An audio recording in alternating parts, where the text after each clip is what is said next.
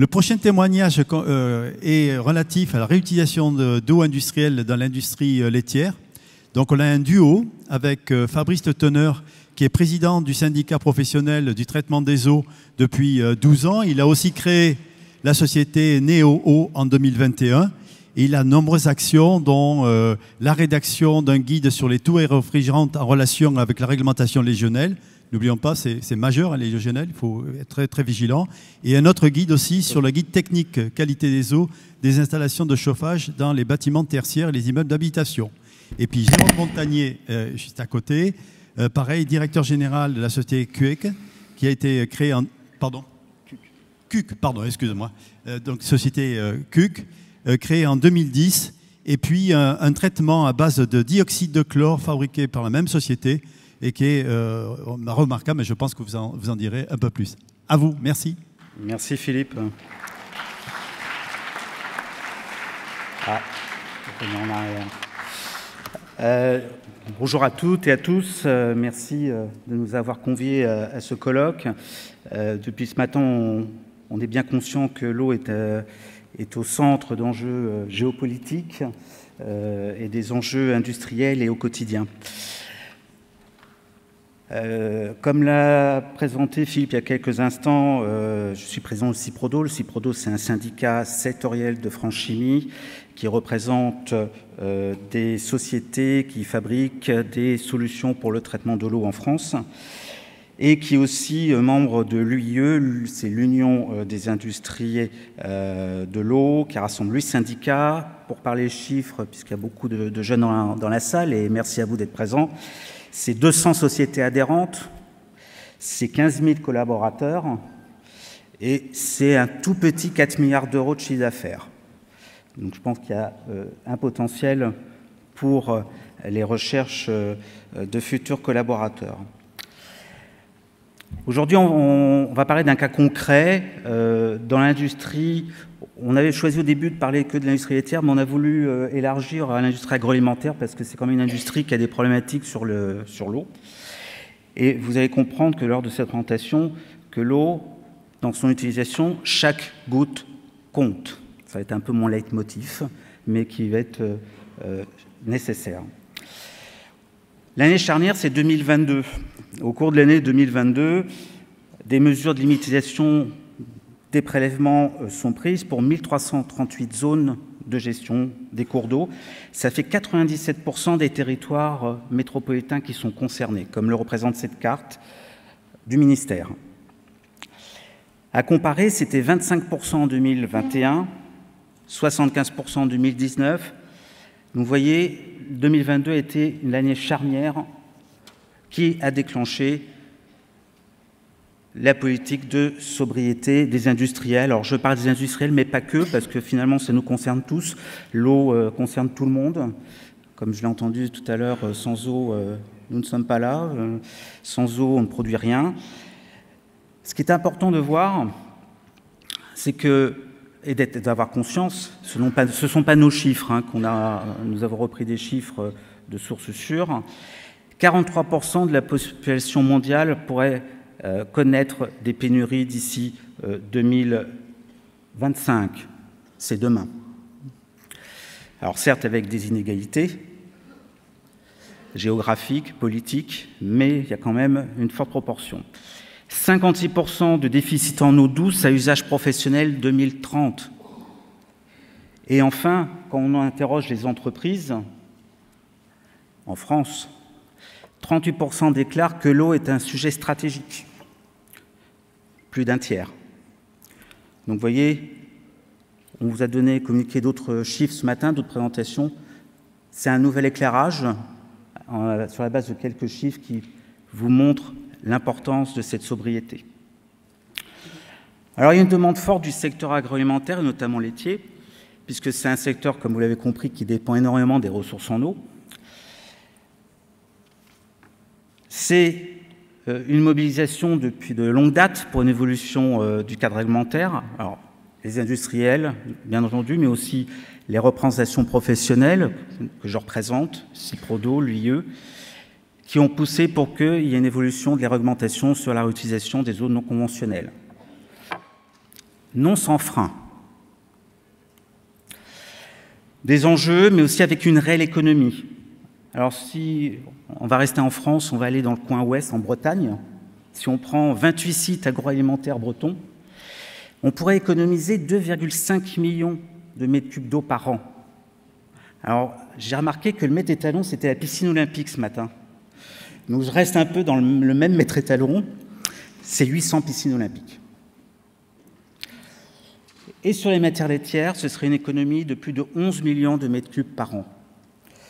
Et si je prends un cas qui n'est pas sur notre territoire, qui est en Chine, sur une usine qui produit du lait, c'est 16 500 tonnes d'eau par mois qui est économisée, qui évite les prélèvements, et 500 000 litres, ce qui fait 500 000 litres d'eau par jour récupérés. Donc ce ne sont pas des chiffres anodins, ce sont des chiffres qui parlent. Dans ce contexte, donc, on a ce qu'on appelle le triptyque réduire les prélèvements, réduire les consommations d'eau. Alors on en a parlé tout à l'heure sur les applications, comment on fait dans nos process dans les industries, on chauffe, on refroidit, puisque l'eau c'est le meilleur quand même vecteur calorifique. J'ai appris ça à l'école il y a longtemps, mais il me semble que ça reste toujours le même. Réutiliser dans les équipements, dans les process de nettoyage, et enfin recycler après traitement. Le chiffre que je vous annonce est très ambitieux, bien entendu, on en est loin. Mais si on mettait tout en œuvre pour réduire, réutiliser, recycler, on pourrait atteindre l'objectif de réduire de manière drastique les consommations d'eau. Alors heureusement, il y a eu un plan eau. Ce plan eau, ma collègue précédemment l'a déjà décrit par la déclinaison des réglementations, puisqu'on parlait d'un cadre général de réutilisation hors agroalimentaire, qui est abouti maintenant à un cadre de réutilisation pour les entreprises agroalimentaires, et puis pour demain, sur les usages à des fins domestiques. Je ne vais pas revenir sur le détail, puisque ma collègue l'a très bien présenté il y a quelques instants. Et donc on part de ce plan eau pour travailler sur les réutilisations d'eau dans les industries. Merci Président, merci Fabrice. Donc moi je prends la suite sur les différents types d'eau dans les industries agroalimentaires. Donc on a différentes qualités d'eau, différents types d'eau. Donc les eaux issues des matières premières, on va le développer tout à l'heure. Les eaux de processus recyclés, tout ce qui est eau usée, traitée, recyclée, les eaux usées et les eaux brutes. Donc on va voir un petit peu plus dans le détail à quoi cela correspond. Aujourd'hui, on a les eaux issues de matières premières. Alors, les eaux issues du lait, ou on appelle ça aussi les eaux de vache, voilà, lait de vache, et de la betterave. Il faut savoir que le lait est composé à 90% d'eau, et les racines de la betterave sont composées à 77% d'eau. Donc, ces eaux issues de matières premières, eh ben, on voit qu'elles sont autorisées, on a les différents types d'usages. Donc, elles sont autorisées pour préparer des denrées et marchandises, pour transformer les denrées et marchandises, pour conserver ces denrées et marchandises, pour tout ce qui est nettoyage des locaux et des équipements, et tout ce qui est fabrication des aliments en eux-mêmes. Alors, il faut pour ça une déclaration en préfecture et une procédure HACCP, c'est un terme anglais, Hygiene Authorization Consult. Bon. Ensuite, il y a des exigences, différentes exigences de qualité d'eau par rapport à ces eaux issues de matières premières. Ce que je disais, les plus simples, on va dire, à traiter et à réutiliser. Ensuite, on a les eaux issues de process recyclés. Alors, c'est tout ce qui est, ça peut être le lavage de légumes, par exemple. Donc, pour celles-ci, c'est un petit peu le même principe que les premières.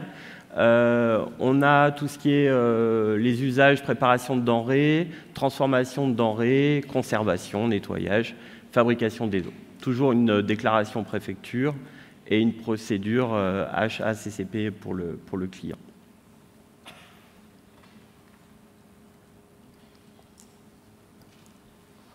Ensuite, on a tout ce qui est eau traitée recyclée. Alors là, c'est un petit peu différent. On a encore tout ce qui est autorisation par rapport à ces eaux sur la préparation de denrées, la transformation, conservation, tout ce qui est nettoyage. Par contre, c'est interdit pour fabriquer les aliments en eux-mêmes, comme, on va dire comme eau ingrédient. C'est toujours soumis à l'autorisation du préfet, procédure HACCP, et en termes d'exigence de qualité d'eau, rentre en compte, notre collègue en parlait tout à l'heure, de tout ce qui est E. coli et entérocoque. Alors, sur tout ce qui est autre type d'eau, donc tout ce qui va être dans la réutilisation d'eau, donc si on détaille, ce sont les eaux usées, du lavage des locaux, susceptibles d'avoir été en contact avec du matériel à risque, tout ce qui est eau usée, tout ce qui est eau usée dans l'installation de traitement, tout ce qui sort des stations de traitement d'eau usée, ce qui était évoqué tout à l'heure, tout ce qui est eau également qui présente aussi une concentration importante ou en produits chimiques, tout ce qui peut être toxique dans l'eau, et également tout ce qui est saumure, concentrats qui peuvent être délivrés par des adoucisseurs d'eau. Toutes ces eaux-là, elles sont interdites au niveau de l'utilisation dans le domaine agroalimentaire. Donc, j'ai envie de dire différents types d'eau, et je pense que l'industrie agroalimentaire réfléchit aussi à différents usages par rapport à la qualité de l'eau qu'ils vont réutiliser et le pourquoi du comment ils vont réutiliser cette eau. Il y a de nombreux exemples. Là, récemment, j'étais dans une usine dans le centre de la France qui fabrique de fameux sirops et qui a développé un projet de réutilisation de l'eau aussi très, très intéressant. Et comme on disait tout à l'heure, il y a beaucoup de travail dans le domaine de la réutilisation de l'eau encore à accomplir. Et il y a des premiers projets qui émergent, qui sont très intéressants en ce sens. Je laisse la parole. Merci. Alors oui, on l'a déjà entendu précédemment, il y a des freins économiques forts. Parce que globalement, le coût de l'eau est minime, entre guillemets, pour un industriel hors de son investissement. L'industrie utilise aussi beaucoup d'eau de forage qui ont encore des coûts minimes. Et l'eau recyclée a un coût qui est beaucoup plus élevé. Par exemple, si on fait un traitement membranaire, l'investissement peut être relativement faible, 300 000, 800 000 euros, mais encore plus fort sur les installations, pour 200 à 500 mètres cubes d'eau par jour de recyclé. Donc aujourd'hui, le recyclé, avec les technologies que nous avons, elle est quand même rarement compétitive. Et donc, nous, avec le CIPRODO et l'UIE, on veut inciter les politiques publiques à investir dans des solutions innovantes pour une meilleure gestion de l'eau. Donc, je vais faire un petit peu mon coup de pub, si vous me permettez. Donc, avec l'UIE, on a lancé un prix innovation, qui est le prix innovation des eaux non conventionnelles. Et ça a été lancé la semaine dernière, il y a 2 semaines, suite aux 100 ans de l'UIE, qui est destiné aux startups, qui propose une solution innovante permettant de valoriser ce type d'eau. Donc, il faut vous connaître pour se faire connaître et passer le message, bien entendu. Il faut aller sur la page LinkedIn de l'UIE et d'aller sur le lien pour trouver le prix Innovation. Et juste un petit point pour compléter les propos de ma collègue de Veolia tout à l'heure. Il manque de l'investissement dans l'industrie, mais aussi sur les réseaux de distribution. Il manque à peu près 4,6 milliards par an sur les réseaux d'eau potable. L'eau en France, en moyenne, on la paye 4,5 € du mètre cube. Dans le pays juste à côté, 5,5 €. 1 € du mètre cube. Merci. Merci beaucoup.